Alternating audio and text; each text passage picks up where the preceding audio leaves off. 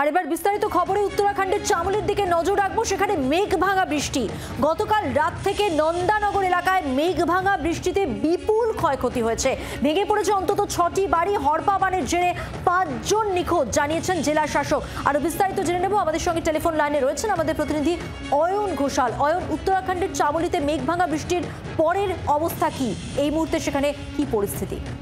গতকালও নতুন করে চামোলিতে আরো 6টা বাড়ি ভেঙে পড়েছে এবং সেই বাড়িগুলো ভেঙে পড়ার পরে সেই বাড়ির যে ধ্বংসস্তূপ, সেখান থেকে কার্যত যুদ্ধকালীন তৎপরতায় পুষ্কর সিং ধামি সরকার, তার প্রশাসন সেখানকার আটকে পড়া বাসিন্দাদের উদ্ধার করেছে। দেরাদুন শহরের সিংহভাগ এলাকা এখনো পর্যন্ত সম্পূর্ণ নিষ্প্রদীপ।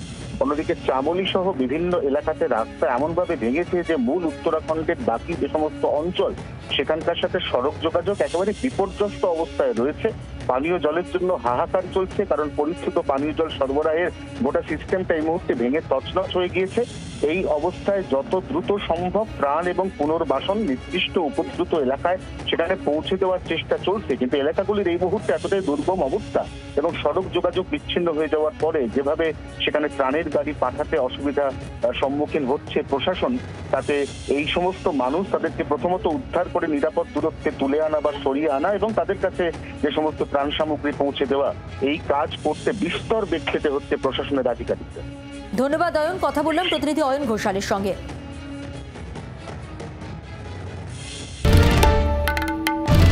বাংলার আওয়াজ, বাঙালির আবেগ, জি 24 ঘন্টা।